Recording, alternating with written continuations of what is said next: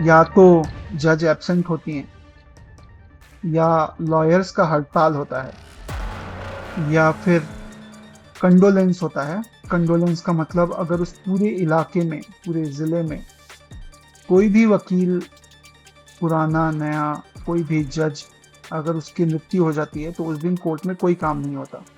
जो भी क्लाइंट्स होते हैं हज़ारों की तादाद में, वो कोर्ट में हर रोज़ आते हैं, तो उनको तो दिक्कत नहीं होनी चाहिए। डोमेस्टिक वायलेंस की क्या परिभाषा है? अगर मैंने आपको कह दिया अरे ऐसे क्यों बैठी हो, हाँ। तो क्या ये भी डोमेस्टिक वायलेंस है? केस तो एक दिन में दर्ज हो जाती है, लेकिन उसका जो कॉन्सिक्वेंसेस है वो पूरे जिंदगी भर उसको सामना करना पड़ता है। 498 का केस है, इसमें लड़कियां अक्सर बहुत दूर दूर के रिश्तेदारों को भी खींच लाती हैं।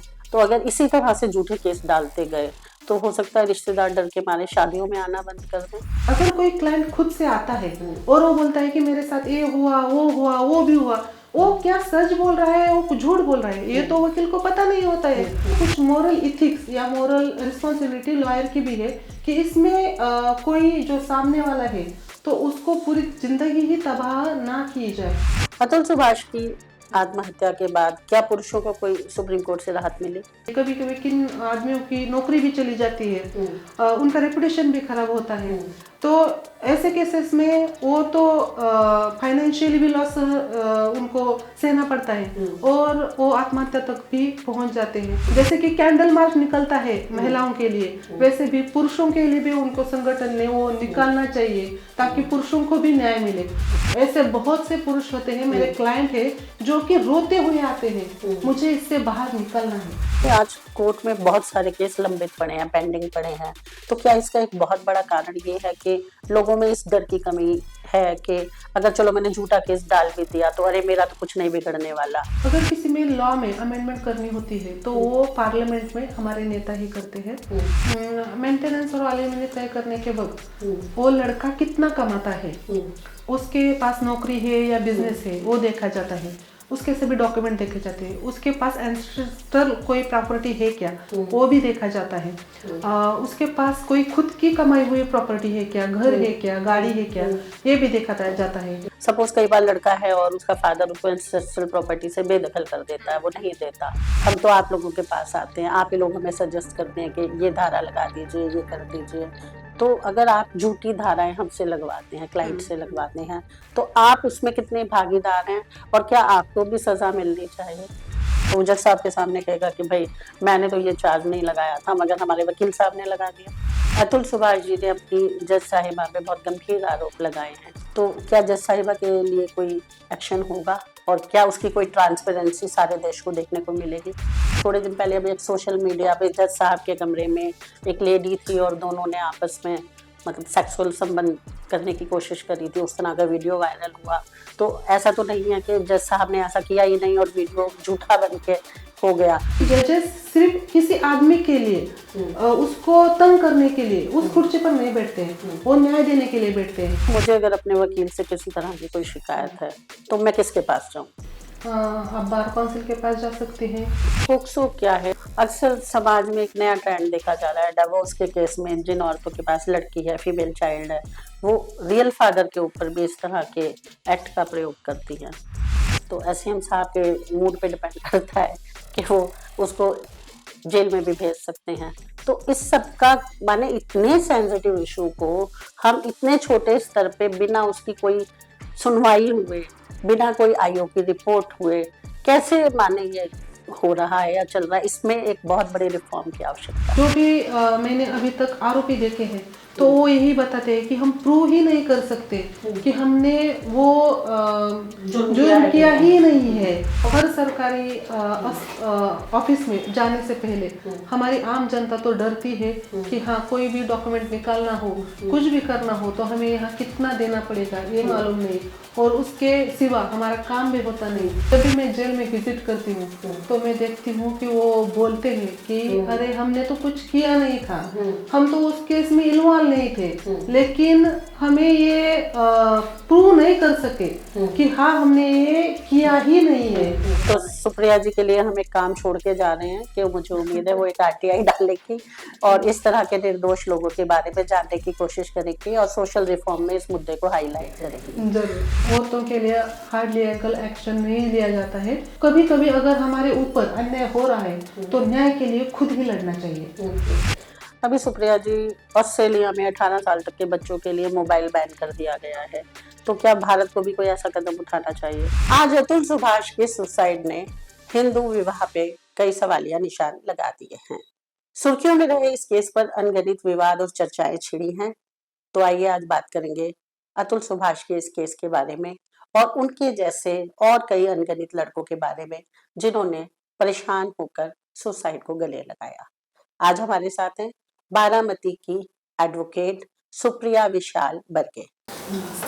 सुप्रिया जी, सबसे पहले जो मेरा प्रश्न है कि अतुल सुभाष ने अपने सुसाइड वीडियो के शुरू में कहा कि कई बार जब वो जाते थे तो किसी जज की डेथ हो गई या किसी सीनियर वकील की डेथ हो गई तो उनकी जो डेट थी वो नहीं सुनी जाती थी और उनको आगे 2 या 3 महीने की डेट मिल जाती थी। मुझे साल में 23 छुट्टियां मिलती हैं, तो आप अंदाजा लगा सकते हैं कि क्या इन कोर्ट केसेस से लड़ पाना किसी के लिए भी पॉसिबल है। अधिकतर डेट्स पर इन कोर्ट केसेस में कुछ भी नहीं होता। या तो जज एब्सेंट होती हैं, या लॉयर्स का हड़ताल होता है, या फिर कंडोलेंस होता है। कंडोलेंस का मतलब अगर उस पूरे इलाके में, पूरे जिले में कोई भी वकील, पुराना नया, कोई भी जज, अगर उसकी मृत्यु हो जाती है तो उस दिन कोर्ट में कोई काम नहीं होता। तो क्या ऐसा कोई प्रावधान नहीं है कि उस तरह कोर्ट को, यूं तो बहुत केस पहले ही लंबित होते हैं, लंबा समय लग जाता है, तो इस तरह की चीज को खत्म कर दिया जाए तो केसेस थोड़ा जल्दी हो जाए और क्लाइंट को ईज मिले? हाँ, जो भी हमारे जुडिशियल सिस्टम बनाई है वो हमारे क्लाइंट के लिए उनको जो सुविधा चाहिए, जो भी जस्टिस चाहिए वो मिलने के लिए बनाई गई है। जब भी क्लाइंट कोर्ट में आते हैं तो वो पहले से ही परेशान होते हैं कि अरे हाँ, मुझे न्याय कब मिलेगा। और अगर ऐसे तारीख पे तारीख पड़ती रहेगी तो क्लाइंट को भी दिक्कत होती है, उनके परिवार वालों भी बहुत परेशान होते हैं। इसमें अगर किसी तारीख को, अगर किसी जज की या फिर किसी लॉयर की डेथ होती है तो उस वक्त वहाँ का जो बार होता है वो मिलकर शोक सभा मनाता है कि हाँ, इस दिन तो छुट्टी होगी क्योंकि हमारे जो करीबी कलीग्स थे जिनके साथ हम काम करते थे तो आज हमारे बीच नहीं रहे। और इस वक्त तो हमारा तो ठीक है कि हाँ, हमारे कलीग थे, वो हमारी भावनाएं उनसे जुड़ी थी तो शोक मनाना तो सही है।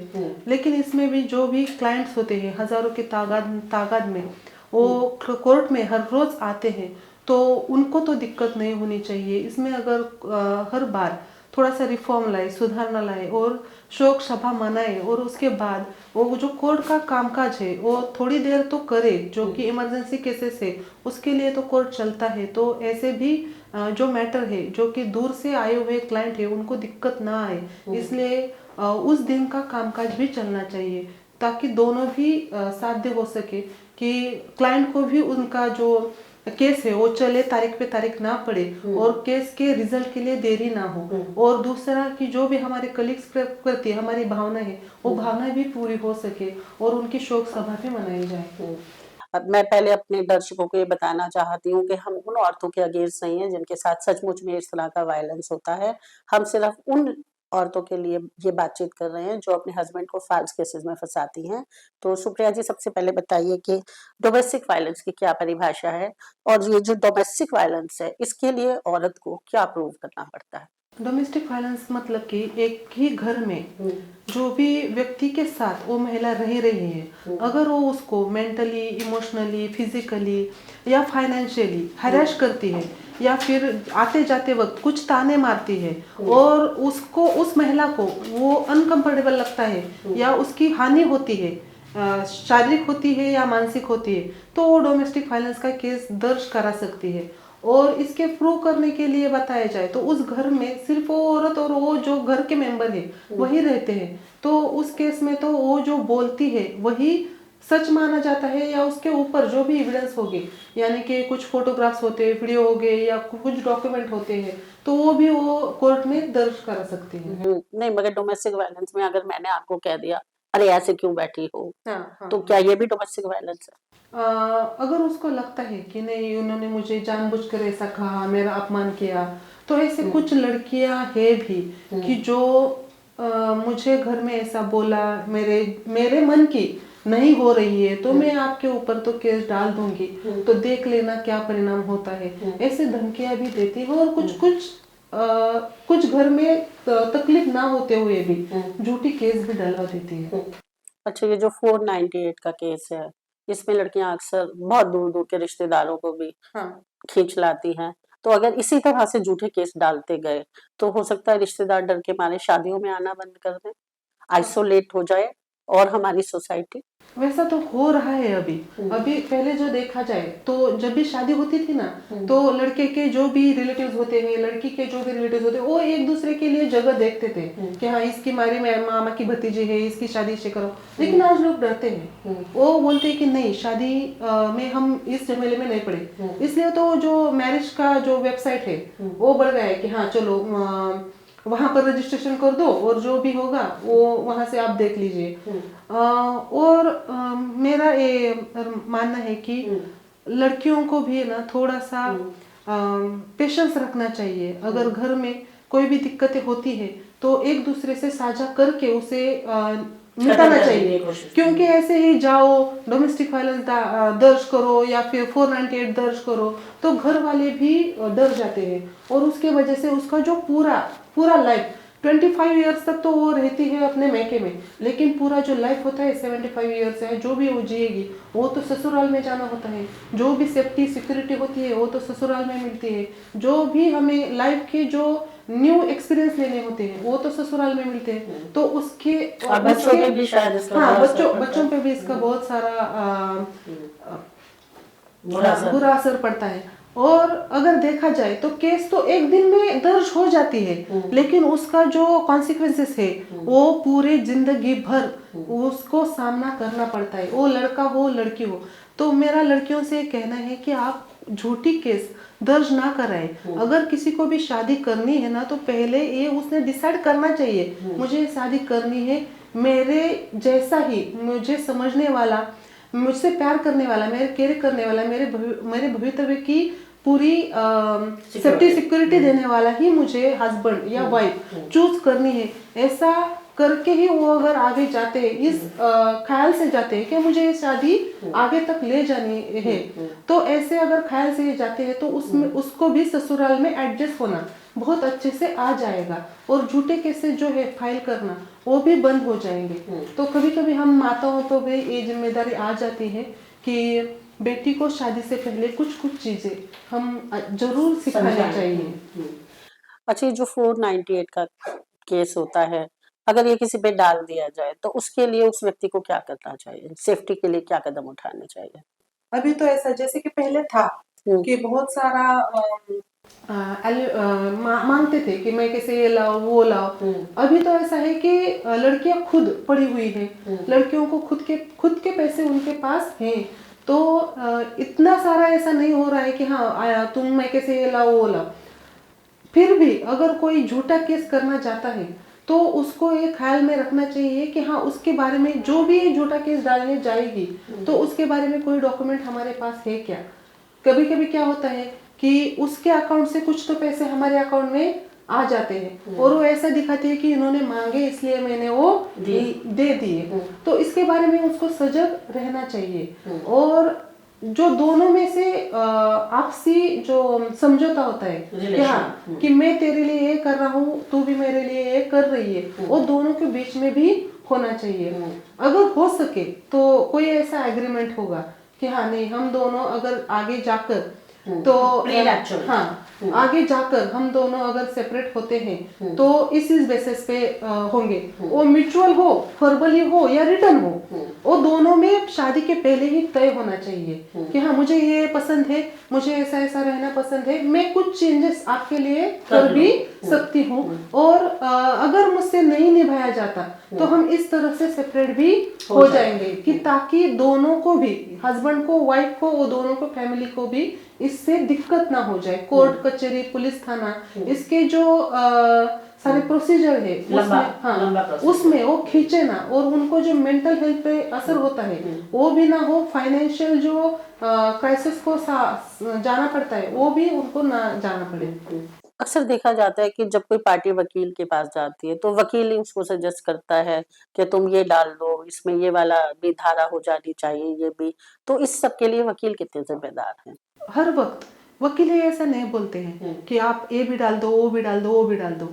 अगर कोई क्लाइंट खुद से आता है और वो बोलता है कि मेरे साथ ये हुआ, वो भी हुआ, वो क्या सच बोल रहा है, वो झूठ बोल रहा है, ये तो वकील को पता नहीं होता है। तो वो क्या करता है, वो उसने जो भी क्लाइंट ने बताया है उसके हिसाब से वो ड्राफ्ट बना देता है, उसके हिसाब से वो उसमें धारा भी डाल देता है, और उसके हिसाब से वो क्लाइंट को पहले पढ़ने के लिए देता है वो पेपर, ये जो भी मैंने बनाया है वो सही है या नहीं है, वो पढ़ता है, उसके बाद वो कोर्ट में जाकर दर्ज करता है। अगर कोई ऐसी बात होगी कि वो बारामती में भी रहा है, दिल्ली में भी रहा है, तो जुरिडिक्शन का मुद्दा आता है, तो वो पहले से क्लाइंट को बता देता है कि अगर आपको बारामती में फाइल केस करनी है तो आप बारामती में जब से रहते वहां का एड्रेस आपको देना पड़ेगा। तो ये जो भी टेक्निकल बातें हैं तो वो तो वकील अपने क्लाइंट को बता देते हैं कि हाँ हमें ये करना पड़ेगा, तभी वो केस स्टैंड हो जाएगी। और अगर वकील ने कोई भी केस स्टैंड कर दी तो भी वहां पर कोर्ट में केस जाने से पहले उसका एफिडेविट होता है, और वहां पर कोर्ट में पूछा जाता है ये जो भी आपने लिखा है वो आपने ही बताया है, वकील ने वैसे ही लिखा है क्या, आपने वो पढ़ा है क्या, वो सोच समझ कर आप यहाँ पर साइन कर रहे हैं का, इसका एफिडेविट होने के बाद ही वो केस दर्ज होता है। नहीं, मगर जनरली कई बार ऐसे भी होता है कि लड़कियों के पास कोई प्रूफ नहीं होता, वो बड़े लंबे टाइम तक कभी लिविंग रिलेशनशिप में रहती हैं या उस तरह का कुछ, तो तब जब मगर वो सच में प्रताड़ित हैं, तो उसको प्रूव करने के लिए कई बार वकील कहते हैं भाई ऐसे फला फला फला 4-5 केस डाल दो तो शायद तुम्हें कोई फायदा मिल जाए। हाँ, इस केस में तो वो खुद ही प्रताड़ित हुई है, तो उसको न्याय देने के लिए एक क्लाइंट को जैसे देखा जाए तो उस हिसाब से वकील कुछ केस भी डाल देते हैं, हमेशा ही नहीं डालते या झूठे ही नहीं डालते, लेकिन हाँ वो क्लाइंट कह रहा है कि मुझे इस तरह से न्याय चाहिए, तो उसको प्रोफेशनल इथिक्स में ही सिखाया जाता है कि आपके क्लाइंट के प्रति आपकी जिम्मेदारी है तो वो आपको निभानी चाहिए। लेकिन इसमें कुछ मोरल इथिक्स या मोरल रिस्पॉन्सिबिलिटी लॉयर की भी है कि इसमें कोई जो सामने वाला है तो उसको पूरी जिंदगी ही तबाह ना की जाए, उसको मोरल इथिक्स भी याद रखने चाहिए ऐसे केसेस दाखिल करने के वक्त। एक अच्छे लॉयर को इवेल्युएट करने के लिए क्या क्या क्या चीजें होती हैं जो हम सामने रखते हैं? एक अच्छे लॉयर के लिए इवेलुएट होने के पहला सबसे बड़ा क्राइटेरिया है कि वो कैसा भी प्रोफेशन हो लेकिन उसमें वो ट्रस्ट वर्दी होना चाहिए, कि हाँ हम उसके ऊपर ट्रस्ट करके सारा केस उसको हैंड ओवर कर रहे हैं। दूसरा, उसके कम्युनिकेशन स्किल अच्छा होना चाहिए।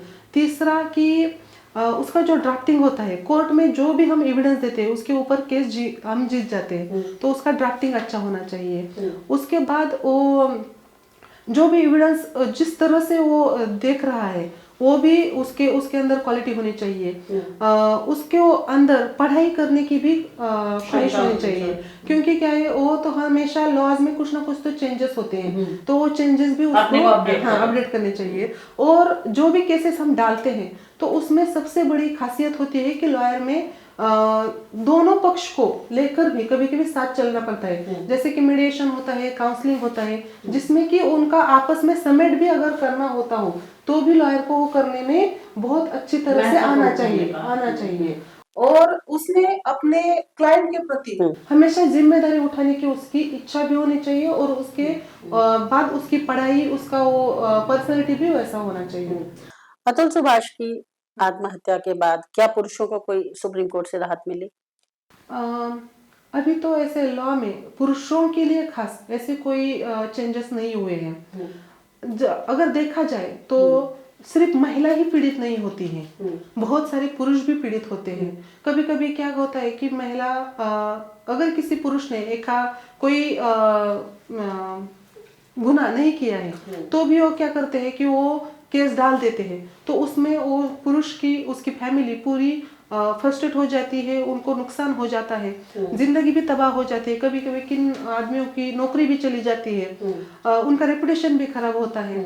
तो ऐसे केसेस में वो तो फाइनेंशियली भी लॉस उनको सहना पड़ता है और वो आत्महत्या तक भी पहुंच जाते हैं। मैं चाहती हूँ और सभी पुरुषों को कहना भी चाहती हूँ कि आप भी थोड़ा सा आपकी तरफ से समाज में उसकी जन जागृति कीजिए, क्योंकि क्या है जब हम मांगते हैं तो हमें न्याय मिलता है। जैसे कि कैंडल मार्च निकलता है महिलाओं के लिए, वैसे भी पुरुषों के लिए भी उनको संगठन ने वो निकालना चाहिए ताकि पुरुषों को भी न्याय मिले।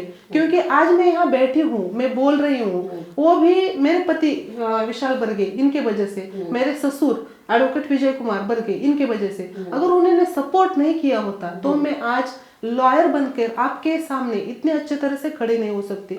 हमारे जो डेवलपमेंट है उसमें पुरुषों का भी बहुत बड़ा योगदान है। दोनों ने मिलकर गृहस्थी चलानी। हाँ, दोनों ने मिलकर गृहस्थी चलानी है। ज्योतिबा फुले है, उन्होंने कभी तो सावित्रीबाई फुले को पढ़ने के लिए इनकरेज किया, तभी तो हम है कि आपके कंधे से कंधा मिलाकर चल रहे हैं। लेकिन आज समाज में ऐसी स्थिति है कि जहाँ पर पुरुषों पर ही अन्याय हो रहा है। ऐसे बहुत से पुरुष होते हैं, मेरे क्लाइंट है, जो कि रोते हुए आते हैं, मुझे इससे बाहर निकलना है। और जो भी लॉज है उनमें जितना बैठता है उतना ही मैं उनके लिए कर सकती हूँ। अगर सभी ने मिलके इसके लिए कुछ करना चाहा, सभी ने मिलके इस लॉ में कुछ बदल करने चाहे तो जरूर ही वो बदल हो जाएंगे और सभी पुरुषों के लिए भी जिंदगी बहुत आसान हो जाएगी। अगर हम हिंदू मैरिज एक्ट की बात करें तो इसमें हम कोई prenuptial marriage contract type sign कर लें अगर, तो उससे क्या इस तरह के पूरे प्रोसेस में परेशानी में उससे कोई फायदा मिल सकता है? अगर वैसा कॉन्ट्रैक्ट म्यूचुअली बनाया जाए तो फायदा मिल सकता है। जैसे कि आगे जाकर एक केस फाइल ही हम नहीं करेंगे, अगर फाइल करने की जरूरत पड़ी तो हम इस तरह से हम उसे सॉर्ट आउट करेंगे ऐसा। या फिर हम अगर आगे साथ भी अच्छे तरह से रहना चाहते हैं तो मेरे टर्म्स एंड कंडीशंस है, मुझे ये पसंद है, मुझे वो पसंद है, आप हम आगे जाकर यहाँ पर घर लेंगे। उसके वजह से भी बहुत सारे झगड़े होते हैं। मुझे पुणे में ही रहना था, मुझे मुंबई में रहना था, ऐसे भी लड़कियों की डिमांड होती है। और अगर वो वहाँ पर नहीं रहता है तो उनका जॉब अगर मुंबई में होता है तो वो लड़की छोड़ने के लिए तैयार नहीं होती और उसके बाद वो डिवोर्स तक पहुंच जाती है। हाँ, तो ये अगर उनमें पहले ही म्यूचुअली सेटल हो जाए तो ये नौबत ही आएगी नहीं। लेकिन मैंने कॉन्ट्रैक्ट में ये लिख कर दिया है और मैं उसका कोई गैर फायदा लूंगा, ये भी बात दोनों ने म्यूचुअली नहीं करनी चाहिए। क्योंकि कभी कभी क्या होता है, उसका जॉब छूट जाता है और हाँ, लड़की का छूट जाता है और उसको गांव में आने से आना ही पड़ता है। तो उसको ऐसे नहीं हम बता सकते कि नहीं कॉन्ट्रैक्ट में तो ये लिखा है ऐसा ही करना है, ऐसा नहीं हो सकता। हमें अगर जो गृहस्थी चलानी है तो दोनों को एक साथ बराबर लेकर, एक दूसरे को समझकर, एक दूसरे को केयर कर ही आगे जाना पड़ेगा। सुप्रिया जी, आज कोर्ट में बहुत सारे केस लंबित पड़े हैं, पेंडिंग पड़े हैं, तो क्या इसका एक बहुत बड़ा कारण ये है कि लोगों में इस डर की कमी है कि अगर चलो मैंने झूठा केस डाल भी दिया तो अरे मेरा तो कुछ नहीं बिगड़ने वाला, कोई बात नहीं, ज्यादा केस हार ही तो जाऊंगा। तो इसके लिए क्या कुछ जुडिशियल रिफॉर्म होना चाहिए? हाँ, जरूर होना चाहिए। अगर कोई झूठा केस दर्ज करता है तो उसको कंपेंसेट तो किया जाता है, लेकिन वो भी क्या है, फिर से केस डालना पड़ता है कि हाँ झूठा केस किया है, वो प्रूव करो। उसके बाद अगर वो रिजल्ट आता है कि हाँ ये झूठा केस किया था, इसके पास तो कोई एविडेंस नहीं थे, तो फिर उसको उसके ऊपर दूसरा केस डालना पड़ता है कि अभी क्या करो, तो उसके ऊपर नुकसान भरपाई मांगो, तो उसका भी केस चलता है। तो इसके ऊपर अगर वो केस ही झूठे ना डले और जो न्याय की या कायदे की जो डर होता है वो अगर समाज के अंदर हो तो ऐसे केस ही नहीं होंगे। मैं दुबई गई थी तो वहां पर तो एक्सीडेंट ना के बराबर है, या वहां पर किसी ने सिग्नल तोड़ा, ये ना के बराबर है। क्यों? क्योंकि अगर सिग्नल तोड़ा, वो बोलते कुछ नहीं है, हमारे अकाउंट से 500 दिरहम कट हो जाते हैं। वहां का 500 दिरहम यहाँ का 12,000 रुपए है। अच्छा। तो इसके डर की वजह से वो क्राइम कोई करते ही नहीं है। तो हम कहते हैं वो सेफ प्लेस है। तो हम भी ऐसे कुछ बदलाव लाए तो हमारा इंडिया भी सेफ प्लेस बन सकता है। तो ये बदलाव तो गवर्नमेंट लाएगी। हाँ, गवर्नमेंट लाएंगे। और गवर्नमेंट को हम यहाँ की जनता जब बोलेगी कि हमें ये बदलाव चाहिए तो ही वो बदलाव हो सकते हैं। तो कहीं ना कहीं हमें खुद ही आवाज उठानी पड़ेगी। आज लॉ में बहुत सारे रिफॉर्म करने की जरूरत है, और ये सारी जो रिफॉर्म है ये हमारी न्याय व्यवस्था कानून ठीक से नहीं कर रहे हैं, तो उनको अमेंड भी करना चाहिए। तो उस अमेंडमेंट का क्या प्रोसेस है और वो अमेंडमेंट कौन करेगा? अगर किसी में लॉ में अमेंडमेंट करनी होती है तो वो पार्लियामेंट में हमारे नेता ही करते हैं। और उस लॉ में अगर अमेंडमेंट करनी होती है तो कुछ सोसाइटी से अगर कुछ सजेशंस आते हैं तो जरूर उनको ही ध्यान में रखा जाता है। जैसे हमने देखा कि 498 जो सेक्शन था तो उसका बहुत गैर उपयोग हो रहा था, तो उसमें बेल नहीं मिल रही थी। लेकिन देखा कि फॉल्स केसेस भी बहुत ज्यादा हो रहे हैं, तो उसमें बेल का प्रावधान आ गया। और जिस दिन वो दर्ज हुई उसी दिन पुलिस थाने में ही उसका बेल भी हो जाता है। जी सुप्रिया जी, जनरली देखा जाता है कि बहुत सारे झूठे मुकदमे चलते रहते हैं। मैं सपोज मेरे ऊपर किसी ने झूठा मुकदमा डाला तो मैं खुद नहीं, मतलब मैं उस मुकदमे से छुटकारा पाने के बाद फिर से कोई मानहानि का या उस तरह का केस दर्ज करना नहीं चाहूंगी। मुझे लगेगा यार बड़ी मुश्किल से तो मेरी जान छुटी है। तो क्या स्टेट को इस तरह का कोई प्रावधान करना चाहिए? जरूर करना चाहिए, ताकि हमारी जो जनता है वो सेफ सिक्योर फील कर सके। उसको लगे कि हाँ न्याय है, होता है, मिलता है। और मैं से खुश नसीब हूँ कि मैं भारत में रहता हूँ जहाँ पर न्याय के लिए वो बहुत सारे चेंजेस ला रहे हैं, जिसका कि फायदा हमारे जनता के लिए हो रहा है। अगर वैसे रिफॉर्म आ जाए तो हम तो वैसे भी सोने की चिड़िया भारत को कहते थे, सुजलाम सुफलाम भारत कहते, तो वैसे भी सेफ्टी सिक्योर और बहुत सफल भारत भी बनने के लिए उसकी मदद हो जाएगी। मैं एक बार फिर से अपने दर्शकों को कहना चाहूंगी कि हमारे इस प्रोग्राम का उद्देश्य ये कतई नहीं है कि जो जेन्युइन पीड़ित औरतें हैं, महिलाएं हैं, हम उनके साथ कोई अन्याय करना चाहते हैं, मगर हम उन पुरुषों के भी साथ हैं जो आज के टाइम में अन्याय का सामना कर रहे हैं। तो प्रोग्राम को आगे बढ़ाते हैं। सुप्रिया जी, मुझे बताइए कि जो मेंटेनेंस और एल्यूमिनी तय की जाती है उसका क्या आधार रहता है? मेंटेनेंस और एलिमनी तय करने के वक्त वो लड़का कितना कमाता है, उसके पास नौकरी है या बिजनेस है, वो देखा जाता है।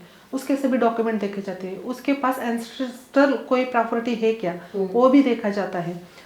उसके पास कोई खुद की कमाई हुई प्रॉपर्टी है क्या, घर है क्या, गाड़ी है क्या, ये भी देखा जाता है। और उसके बेसिस पर वो एनुअली तय करते हैं। उसमें भी ये देखा जाता है कि जो भी बच्चे हैं उस शादी से हुए वो बच्चे लड़के के पास है या लड़की के पास है, लड़के के पास और कितनी जिम्मेदारी है, माँ बाप, उनका हॉस्पिटल का कोई चार्जेस, वो क्या है, क्या लड़के को खुद को कोई बीमारी है क्या जिससे वो जूझ रहा है, या फिर वो जो औरत या फिर उसकी वाइफ जो एल्यूमिनी मांग रही है उसकी जरूरत कितनी है, वो कहाँ पर रह रही है या इसके ही घर में रह रही है, वो देखकर ही एल्यूमिनी तय की जाती है। और जितनी जरूरत होगी वो कितना भी मांगे, लेकिन जितनी जरूरत उस औरत को अच्छी तरह से रहने के लिए होगी उतना ही एल्यूमिनी दी जाती है।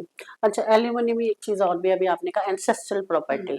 सपोज कई बार लड़का है और उसका फादर उसको एंसेस्ट्रल प्रॉपर्टी से बेदखल कर देता है, वो नहीं देता, तो उसमें अगर जज साहिबा ने कह दिया जी चलिए आपको तो इतने लाख या करोड़ रुपए देने हैं, तो लड़का बेचारा कहाँ से लाएगा? नहीं, ऐसा तो एंसेस्ट्रल प्रॉपर्टी आने वाली है क्या ये सिर्फ देखते हैं। वो एंसेस्ट्रल प्रॉपर्टी के बेसिस पर एल्यूमिनी नहीं तय करते। वो सिर्फ कभी कभी क्या होता है कि हाँ इनका डिवाइडेशन हो जाएगा या फिर फादर से या उनके आजो पंजो भाई उनसे आ जाती है, या फिर कभी कभी मिलती भी है बच्चों को, तो उसमें से अगर कुछ देना होता है तो वो तय किया जाता है। लेकिन ऐसा नहीं कि किसी भी पुरुष के ऊपर ऐसे ही थोपा जाए कि उसकी इनकम तो 2000 है और उसको 20,000 एल्यूमिनी देना के ऑर्डर हुई है, ऐसा तो कभी नहीं होता है। जो क्लाइंट होता है उसको तो इतने सारे सेक्शन धाराएं ये सब नहीं मालूम है। हम तो आप लोगों के पास आते हैं, आप ही लोग हमें सजेस्ट करते हैं कि ये धारा लगा दीजिए, ये कर दीजिए। तो अगर आप झूठी धाराएं हमसे लगवाते हैं, क्लाइंट से लगवाते हैं, तो आप उसमें कितने भागीदार हैं और क्या आपको भी सजा मिलनी चाहिए?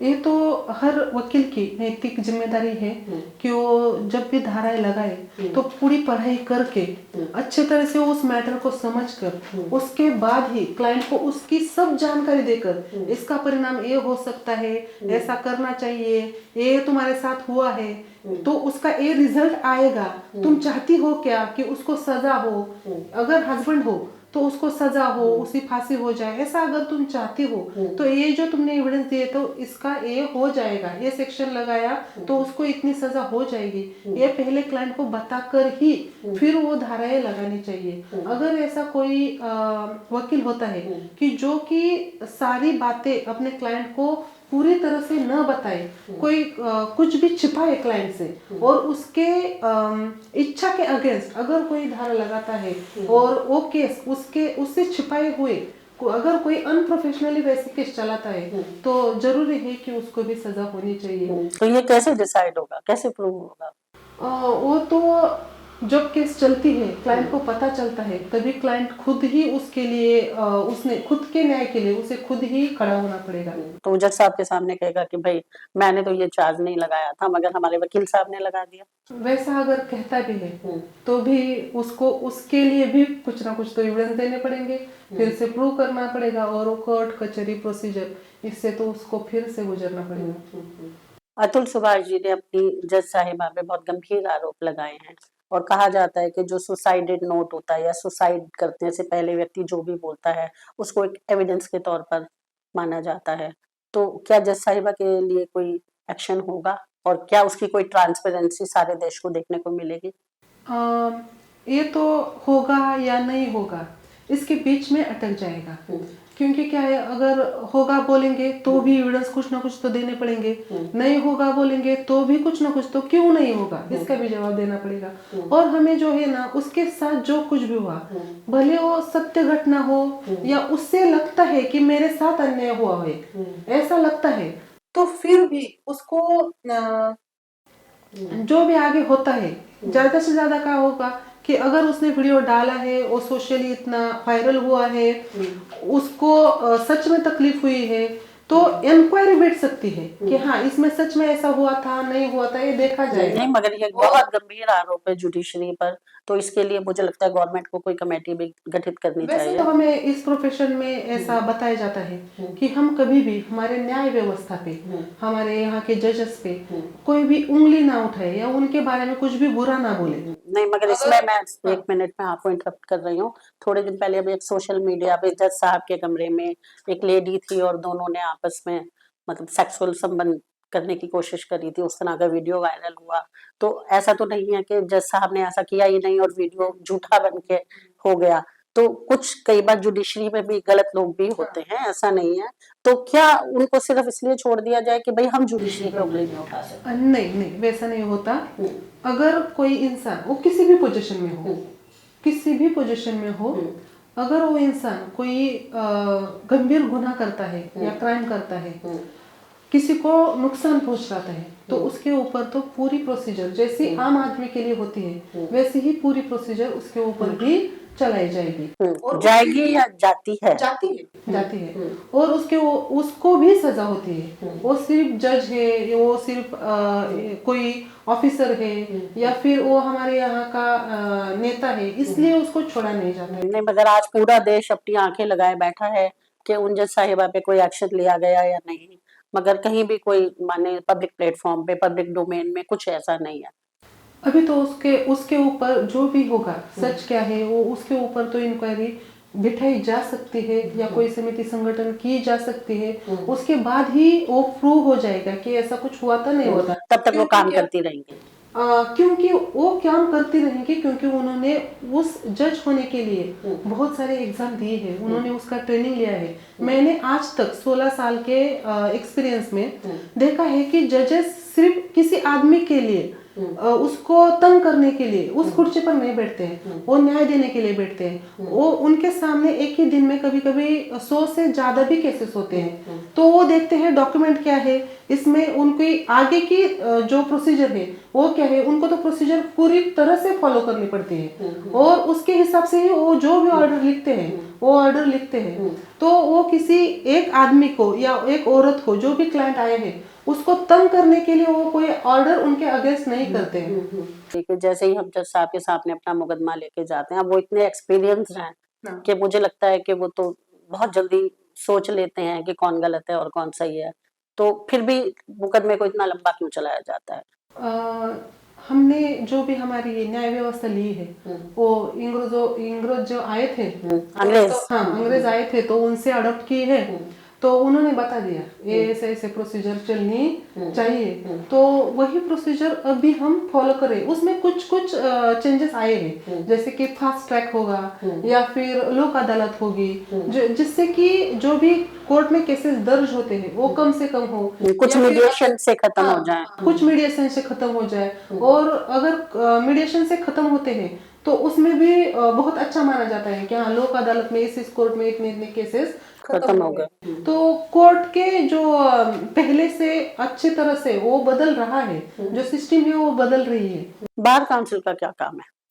बार काउंसिल का काम होता है, जितने भी जजेस होते हैं तो उनके लिए जो भी सुविधा दे सकते हैं, जो भी नए कोड बना सकते हैं, उसके ऊपर अगर कोई कुछ उसमें सुधारना करनी होती है, या जो भी वकील है तो वकीलों की जो भी संगठन होती है उनके लिए अगर कुछ अच्छा काम करना होता है, या वकीलों के लिए कोई नियम बनाने होते हैं, तो वो फिर बनाने के लिए बार काउंसिल काम करते हैं।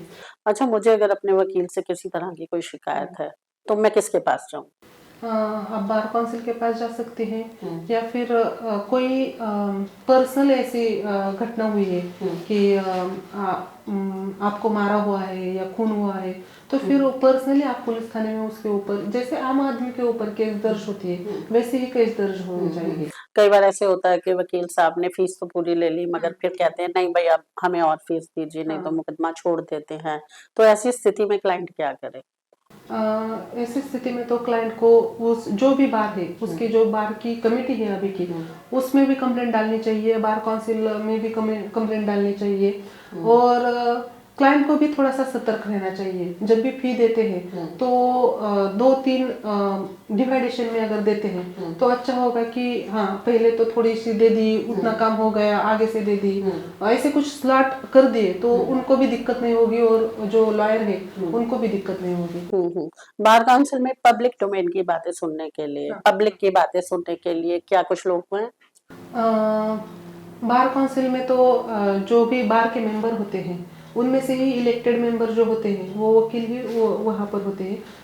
पब्लिक डोमेन्स में से कुछ मेंबर होने भी चाहिए, ताकि पब्लिक भी जो परेशानी है वो भी समझ में आए, और उसमें भी कुछ अगर बदलाव करते हैं तो पब्लिक के लिए, हम न्याय व्यवस्था चला ही रहे हैं पब्लिक के लिए, तो पब्लिक के लिए कुछ सुविधाएं हम उपलब्ध करा सकते हैं।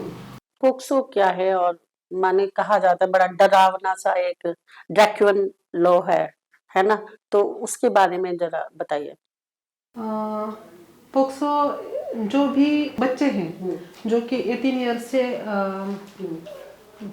पहले से हुए, उनके लिए वो पोक्सो एक्ट बनाया गया है। अगर कोई भी बच्चे को गलत तरीके से छूता है, उसके प्राइवेट पार्ट को किसी चीज के लिए इस्तेमाल करता है, या फिर उसको ऐसे बैडली टच करता है, कुछ ऐसे वर्ड्स बोलता है कि या कुछ ऐसी चीजें उससे करवाता है कि जो उसके लिए हानिकारक है, लैंगिक रीत्या हानिकारक है, तो उसमें पॉक्सो एक्ट लगाया जाता है। और उसको इतना क्रूर बनाया जाता है क्योंकि बच्चों को तो कुछ समझ में नहीं आता, उनको हमारे साथ क्या चल रहा है ये भी समझ में नहीं आता, तो उसमें तो बेल भी नहीं होती और सजा का भी प्रावधान है। अगर 3 साल से वो 10 साल 20 साल तक भी सजा हो सकती है, या फांसी की भी शिक्षा हो सकती है। इसलिए पॉक्सो से तो बच के रहना ही अच्छा है, क्योंकि वो बच्चे हैं, वो खुद के लिए तो किसी कोर्ट में जाकर या किसी को न्याय नहीं मांग सकते हैं। अगर ऐसा कुछ होता है बच्चे के साथ तो उसके माँ या बाप वही पुलिस थाने में केस दर्ज करते हैं और उसके बाद वो जो आरोपी है उसको सजाओं का प्रावधान किया है। अक्सर समाज में एक नया ट्रेंड देखा जा रहा है, डिवोर्स के केस में जिन औरतों के पास लड़की है, फीमेल चाइल्ड है, वो रियल फादर के ऊपर भी इस तरह के एक्ट का प्रयोग करती हैं। अ, अगर कोई चीज हमारे मन से ना हो रही हो तो ऐसे गलत चीजों का इस्तेमाल ना करें तो ही अच्छा है। मेरी सारी औरतों से दरखास्त है, अपील है कि आप ऐसी कोई भी कुछ झूठी केस ना दर्ज कराएं जिससे कि उसके खुद के पिता को ही आरोपी बनाया जाए बाल लैंगिक अत्याचार कायदे के लिए और उसको सजा हो जाए, क्योंकि वो पिता है, उसकी भी भावना है। और अगर आदमियों के ऊपर ऐसे ही झूठे केस हो जाएंगे तो हमारे समाज में से औरतें और आदमी दो अलग अलग डिवाइडेशन हो जाएगा और ना वो समाज की जो नींव है वो नींव ही हिल जाएगी। कई बार क्या होता है कि दो लोगों में झगड़ा हुआ आपस में, 751 का केस लग गया, 750 का केस लग गया, उनको लॉकअप में डाल दिया, फिर अगले दिन एससीएम कोर्ट में पेश कर दिया। तो एससीएम साहब के मूड पे डिपेंड करता है कि वो उसको जेल में भी भेज सकते हैं। तो इस सब का माने इतने सेंसिटिव इशू को हम इतने छोटे स्तर पे बिना उसकी कोई सुनवाई हुए, बिना कोई आयोग की रिपोर्ट हुए कैसे माने ये हो रहा है या चल रहा है, इसमें एक बहुत बड़ी रिफॉर्म की आवश्यकता है। जरूरी है। अगर कभी कभी जज भी हो तो भी वो इंसान है, लेकिन कभी कभी क्या होता है कि गलती तो इंसान से ही हो जाती है, लेकिन इस गलती को सुधारने के लिए जितना ज्यादा बदलाव होगा उतना ही हमारे समाज के लिए, हमारे जनता के लिए अच्छा होगा। अगर गलती से कोई ऐसे जिसने जुर्म किया ही नहीं उसको अगर सजा मिलती है या उसको अगर 4-5 दिन जेल भी हो जाती है तो इसमें भी पहले देखना चाहिए कि हाँ इसने कुछ किया है या नहीं किया है। तो उसको देखने का क्या पैमाना है, कैसे देखा जाएगा? अभी तो जो रिपोर्ट आता है उसके ऊपर, जो डॉक्यूमेंट एविडेंस आते हैं उसके ऊपर ही देखा जाता है। और जो भी मैंने अभी तक आरोपी देखे हैं तो वो यही बताते हैं कि हम प्रूव ही नहीं कर सकते कि हमने वो जुर्म किया ही नहीं है। तो इसके ऊपर जरूर ही कोई ना कोई तो बदलाव होना चाहिए कि निर्दोष आदमी अपना निर्दोषता कि मैंने ये गुनाह किया नहीं है, मैं उस वक्त वहां था ही नहीं, मेरा ऐसे ऐसे मैटर में पहले हुआ था इसलिए नाम इसमें आ गया है। या कई बार ऐसे भी होता है मेरी आपसे दुश्मनी है, मैं गुंडा तत्व हूँ और आपके साथ मारपीट भी कर रहा हूँ, फिर झूठी रिपोर्ट बनवा के आपको अंदर भी भेज रहा हूँ, तो फिर आप तो डर ही जाएंगे ना। हाँ, दर्शाएंगे। तो ऐसे में बदलाव जरूर चाहिए। और जो आपने कहा अभी कि पैसे खिलवाना, वो जो हमारे यहाँ भ्रष्टाचार की बहुत सारी प्रथा है तो उसको भी कहीं ना कहीं तो बदलाव होना ही चाहिए। और हर सरकारी ऑफिस में जाने से पहले हमारी आम जनता तो डरती है कि हाँ कोई भी डॉक्यूमेंट निकालना हो, कुछ भी करना हो तो हमें यहाँ कितना देना पड़ेगा ये मालूम नहीं, और उसके सिवा हमारा काम भी होता नहीं। इसमें जरूर बदलाव होना चाहिए। एससीएम कोर्ट में मैंने खुद बैठ के देखा है कई बार, वहां पे कोई डॉक्यूमेंटेशन नहीं होता, कोई कैमरा नहीं लगा हुआ है, कहीं आपके जो आईओ की रिपोर्ट है वो नहीं लिखी गई, जो लॉयर्स हैं उनका भी आपस में सेटिंग जैसा है। अगर कोई बेल केस है, अगर बाहर से आप लॉयर लाते हो तो 10 या 15 हजार रुपए आपको देने पड़ेंगे।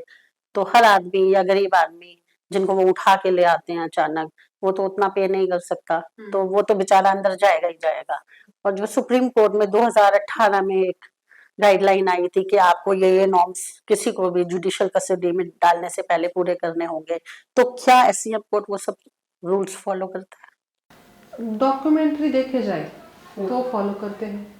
डॉक्यूमेंट्री अगर देखा जाए, हाँ वो 24 घंटे के अंदर कोर्ट के सामने पेश हुआ था क्या, उसको कोई मारपीट हुई है क्या, पुलिस ने उसे तंग किया है क्या, ये उससे पूछते हैं। नहीं, ऐसा तो कुछ नहीं देखा मैंने। हाँ, आपने नहीं देखा, लेकिन वो पूछते हैं हाँ आप पुलिस ने आपको तंग किया क्या, मारा क्या, पीटा क्या। वो कहता है, पुलिस ने भी उन्होंने बताया हुआ होता है कि कोर्ट के सामने बताना कि नहीं मुझे कुछ तंग नहीं किया है और मैं अच्छा हूँ। हाँ। तो उसके बाद ही वो कहते हैं कि जितना बड़ा सेक्शन होगा, बेलेबल है नॉन बेलेबल है, ये देखकर फिर उसे क्या करते हैं। नहीं, मैं बहुत छोटे से केस की बात कर रही हूँ, 750 751 वाले केसों की। पहले दिन आप पेश हुए और आपको जुडिशियल कस्टडी में भेज दिया गया, तो ना आपकी कोई इंक्वायरी हुई, ना आपको अपना पक्ष रखने का मौका मिला। तो ऐसे इतना सेंसिटिव इशू इतने लाइट तरीके से क्यों हमारे यहाँ हैंडल किया जा रहा है? उसमें तो बदलाव जरूर होना चाहिए। अगर ऐसे कुछ केसेस में अगर निर्दोष आदमी को भी सजा हो रही है तो उसको तो खुद के लिए और उसके जैसे हजारों के लिए आवाज तो उठाना चाहिए कि हाँ ऐसा ऐसा हो रहा है तो इसमें बदलाव हो, तो वो हमारे पूरे समाज के लिए, हम सब के लिए वो अच्छा हो जाएगा। आप यहाँ पे बारामती में सोशल रिफॉर्म में बहुत सक्रिय हैं, तो क्या आप 2018 से एक आरटीआई डाल के जानना चाहेंगी कि जो इतने सारे लड़के या लोग अंदर बंद हैं जेल में, क्या सचमुच वो इसके लायक थे या वो बेचारे बिला वजह अंदर अपने काट रहे हैं? जरूर जाननी चाहूंगी क्योंकि जब भी मैं जेल में विजिट करती हूँ तो मैं देखती हूँ कि वो बोलते हैं कि अरे हमने तो कुछ किया नहीं था, हम तो उस केस में इन्वॉल्व नहीं थे, लेकिन हमें ये प्रूव नहीं कर सके कि हाँ हमने ये किया ही नहीं है, तो उस वजह से हमारा, या फिर हम कोई अच्छा लॉयर नहीं हायर कर सके, हम वहां पर पहुंच नहीं सके, हमारी निर्दोषता सिद्ध नहीं कर सके, इसलिए हमें तो सजा हो गई। नहीं, और कितने केसेस में जो आईओ है वो अपनी रिपोर्ट पेश करते हैं?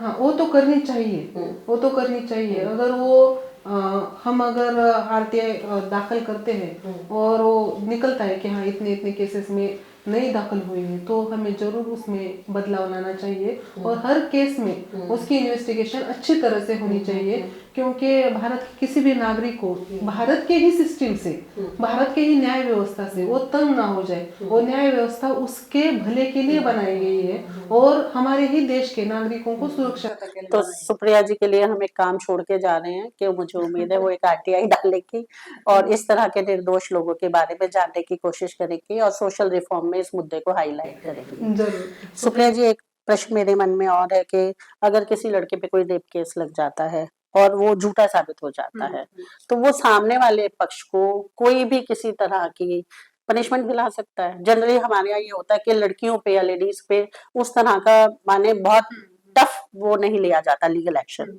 तो उसके लिए क्या हो सकता है? अभी तो अगर किसी लड़के के ऊपर रेप की झूठी केस दर्ज की जाए, वो केस चलती ही लंबी है तो 2, 3, 4, 5 साल भी उसमें निकल जाते हैं, उसको कहीं भी जॉब नहीं मिलती, सरकारी जॉब तो छोड़ दीजिए, प्राइवेट जॉब भी नहीं मिलती है। उसके साथ उसके पास के रिश्तेदार भी बात नहीं करते, उसको घर भी नहीं बुलाते, क्योंकि इसके ऊपर रेप की केस ऐसे ऐसे कैरेक्टर, उसका कैरेक्टर भी कैरेक्टर असैसिनेशन हो जाता है, उसकी शादी भी नहीं होती है और उसके जो खुद के ऊपर, खुद के आत्मसम्मान के ऊपर भी बहुत सारा अवसर हो जाता है। अगर वो केस झूठी निकलती है तो फिर लड़के ने उस केस के जब भी रिजल्ट लगता है तो उसके बाद उस केस के अगेंस्ट उसने खुद के लिए कोई ना कोई तो जुर्माना जरूर मांगना चाहिए, क्योंकि उसका जो नुकसान हुआ है वो तो किसी फाइनेंशियल सपोर्ट से वो तो भर नहीं सकता है, लेकिन जो आगे से जाने वाली जो लड़कियां हैं जो उनको थोड़ा डर लगेगा। हाँ, जो झूठी केसेस दर्ज करने जा सकती है उनको तो डर लगेगा। नहीं, मगर मेरा एक प्रश्न यहाँ फिर से है जो आपने उत्तर नहीं दिया कि अक्सर ये कहा जाता है कि हार्ड लीगल एक्शन औरतों के लिए नहीं लिया जाता। हाँ, औरतों के लिए हार्ड लीगल एक्शन नहीं लिया जाता है, लेकिन अगर वो प्रूव कर सकता है कि हाँ इसके वजह से मेरा इतना इतना सारा लॉस हुआ है, मुझे इतनी दिक्कतें परेशानी, मगर क्या उसकी पिटीशन स्वीकार करी जाएगी कोर्ट में? जरूर, अगर उसके पास एविडेंस होंगे तो जरूर उसकी पिटीशन भी स्वीकार की जाएगी। मेरे पास एक पहले से ही केस थी कि जिसमें उसने झूठी रेप की केस फाइल की थी और वो जो केस जब रिजल्ट लगा तो वो बाइज्जत बरी कर दिया गया। उसके बाद उसने जुर्माना मांगा कोर्ट से, तो 15 लाख का जुर्माना उसे मिला था और उसके बाद कोई भी आसपास की औरतें अगर कोई केस झूठा केस दर्ज करने जाती थी तो वो आदमी खुद बताता था कि हाँ ऐसा हो सकता है, ऐसा हो सकता है, वो तो पेपर में भी पब्लिश हो जाता है कि हाँ अगर ऐसी झूठी केस हो जाएगी तो ऐसा होता है, और औरतों को भी उसमें दिक्कतें हो जाती हैं। तो कभी कभी अगर हमारे ऊपर अन्याय हो रहा है तो न्याय के लिए खुद ही लड़ना चाहिए। अभी सुप्रिया जी, ऑस्ट्रेलिया में 18 साल तक के बच्चों के लिए मोबाइल बैन कर दिया गया है, तो क्या भारत को भी कोई ऐसा कदम उठाना चाहिए? जरूर उठाना चाहिए। आप अभी बोल रही थी कि पॉस्को जैसे लॉज है, या फिर हमने जो भी देखा है जहाँ पर कि लड़कियां किसी भी पुलिस स्टेशन में जाकर देखिए, वहां पर लड़कियां घर से गायब हो जाती हैं और गायब होने के बाद 2-4 दिन में पुलिस थाने में आती है और बताती है मेरा एज 80 पूरा हुआ है और अगर मेरे को कोई 18 पूरा हुआ है और अगर मेरे शरीर को या कुछ हानि होती है तो मेरे घर वाले इसके लिए जिम्मेदार होंगे। मैंने इस लड़के के साथ शादी की है, इसके ऊपर कोई भी लीगल एक्शन ना लिया जाए। और उसी लड़की को अगर 6 महीने के बाद हम देखें तो ना वो लड़की कहाँ है पता चलता है, ना उसके बारे में कुछ भी समझ में आता है और देखा जाए तो वो लड़की कहीं ना कहीं तो बेच दी जाती है या फिर उसके ह्यूमन ट्रैफिकिंग के लिए, ह्यूमन ट्रैफिकिंग के लिए बेच दी जाती है या फिर उससे कोई भी इलीगल धंधे होते हैं जैसे कि प्रोस्टिट्यूशन हो गया, वैसा भी किया जाता है और उसके दरवाजे वहां से छूटने से पूरे बंद हुए जाते हैं। तो ये जो कनेक्शन होता है वो कनेक्शन ही मोबाइल से होता है और उनको ये टारगेट करते हैं जो भी बच्चे हैं 18 के अंडर के, जो भी बच्चे वो लड़की हो लड़का हो, उनको फुसलाना ज्यादा आसान होता है और उनका पूरी तरह से डेवलपमेंट भी नहीं होता है। तो वो क्या कर रहे हैं, उसका क्या परिणाम आ जाएगा ये भी उनको समझ में नहीं आता। इसकी वजह से उनको पूरी जो लाइफ है जो सक्सेस की ओर जानी चाहिए थी वो तो पूरी तरह से किसी न किसी ऐसे कीचड़ में जाते हैं कि जहाँ से वो बाहर ही नहीं आ सकते और हम भी उन्हें मदद नहीं कर सकते। इसलिए अगर वो मोबाइल से थोड़ी दूर ही रहे तो अच्छा होगा। सुप्रिया जी, अक्सर देखा गया है कि कई बार क्लाइंट जो होता है वो बहुत मेंटल एगोनी से गुजर रहा होता है, तो वकील उसकी क्या हेल्प कर सकता है? इसमें वकील का बहुत बहुत बड़ा रोल होता है क्योंकि जो भी क्लाइंट मेरे पास आते हैं मैं देखती हूँ हमेशा वो रोते हुए ही आते हैं क्योंकि वो इतने मेंटल स्ट्रेस में होते हैं, उनकी ज़िंदगी बचेगी या नहीं बचेगी ये भी उनको डर होता है और इतने सारी दिक्कतों को जूझते हुए जब वो वकील के पास आते हैं तो उनको इसमें खुद के लिए पहले तो एजुकेट होना चाहिए कि हाँ हमें सिर्फ उनको लीगल ही सपोर्ट नहीं देना तो मेंटली भी सपोर्ट देना है क्योंकि अगर वो मेंटली खड़े हो जाते हैं, अगर हम उनको मेंटली इमोशनली सपोर्ट देते हैं तो वो खुद को खड़ा करने में थोड़ी बहुत तो सहजता महसूस करेंगे और उनका जो मेंटल हेल्थ है वो भी अच्छा हो जाएगा। मेंटल हेल्थ अच्छा होने के वजह से वो जो लीगल जो भी गुजर रहे हैं इशू से उसके बाहर आने में उनको अच्छी तरह से मदद मिलेगी, वो अच्छे तरह से डिसीजन ले अभी आप बातचीत कर रही थी तो मुझे बता रही थी कि आपने साइकोलॉजी में एमए करने का सोचा, तो उसमें आप नहीं कर पाई, वो थोड़ा मुझे बताइए दर्शकों को। जब भी मैं कोर्ट में केसेस चलाती थी तो मुझे ऐसा लगता था कि अरे मैं तो इनको लीगली बहुत सारा सपोर्ट कर रही हूँ, इनके रिजल्ट भी अच्छे तरह से आ रहे हैं, लेकिन वो क्लाइंट इमोशनली मेंटली सेटिस्फाइड नहीं है, वो अभी भी रो रहा है। वो जो इमोशंस थे कि मेरा हस्बैंड मुझसे बात नहीं करता, वो अभी भी उसी इमोशन में है जबकि उसका डिवोर्स हो गया है और उसको कहीं ना कहीं तो आशा है कि हाँ ये सिचुएशन कहीं ना कहीं तो ठीक हो जाएगी। या फिर कभी कभी ऐसा होता है कि कॉलेज की लड़की होती है 5-6 साल लड़के के साथ रहती है, उसके बाद उसे छोड़ देती है और वहां भाई वो लड़का उसी आस में रहता है कि हाँ मुझे यहाँ पर कुछ ना कुछ तो मिल जाएगा, आशा रहती है। तो मुझे ऐसा लगा कि नहीं, इसमें भी मैं अगर अच्छी तरह से लोगों को समझा सकूं तो बहुत अच्छा होगा, उनको इमोशन समझ सके तो बहुत अच्छा होगा। इसलिए मैंने एमए साइकोलॉजी के लिए एडमिशन लिया। उसमें एक जो कमेटी आई थी कॉलेज में तो उन्होंने पूछा कि आपने पहले क्या एजुकेशन किया था। मैंने बोला मैंने बीएससी की है, एलएलबी की है, उसके बाद एलएलएम किया है। तो उन्होंने झट से मेरे मुंह पर बोल दिया, तो आप क्या माथे पर गिरी थी जो कि यहाँ पर पागलों के स्टडी के लिए आ गई? तो मैंने बोला नहीं, वो पागल अच्छे हो जाए, ठीक हो जाए, उनको खुशी भरी जिंदगी मिल जाए, इसलिए मैंने इस स्टडी को ज्वाइन किया है। तो मैं सभी समाज के सारे जनता को ये अपील करना चाहती हूँ कि जो भी हमारी मेंटल हेल्थ है उसको हम ऐसे ही बदनाम ना करें जैसे हम कोई भी हमारे शरीर को हुए जख्म होती है, दवाई की जरूरत बीमारी होती है तो उसके लिए अच्छे डॉक्टर के पास जाते हैं और उस बीमारी को ठीक करते हैं और खुशहाल जिंदगी जीते हैं। वैसे ही अगर हमें कोई एंजाइटी है, डिप्रेशन है, हमें डर लगता है या किसी चीज का हमारे ऊपर ट्रॉमा हो गया है, पिछली बातें ही हमें बार बार याद आती है और उसी गिल्ट में हम जी रहे हैं, तो हमें कहीं ना कहीं इस इमोशन से बाहर आना पड़ेगा और खुद के लिए खुशहाल जिंदगी जीनी पड़ेगी। खुशहाल परिवार के लिए हमें खुद के लिए खड़ा होना पड़ेगा। तो जरूरी है कि मेंटली अगर किसी को कोई दिक्कत है तो उसे ऐसे ही मेंटली रिटायर्ड देखकर बदनाम ना किया जाए, उसकी समाज के तरफ से केयर की जाए, उसको इस हालात से बाहर निकलने के लिए मदद की जाए। और ये वकील का बहुत बड़ा रोल है कि वो अपने क्लाइंट के मेंटल हेल्थ का भी ध्यान रखे। काउंसलिंग, मेडिएशन ऐसे जो कोर्सेज होते हैं वो जरूर किए ताकि क्लाइंट को अच्छे तरह से सर्विस दे, उसको सेटिस्फेक्शन दे सके। तो सुप्रिया जी के साथ आज हमने बहुत लंबी और विस्तृत बातचीत करी। सुप्रिया जी बारामती में लॉयर के साथ साथ सोशल रिफॉर्म के लिए बहुत जानी जाती हैं और आज हम उन्हें बहुत सारे काम देके जा रहे हैं।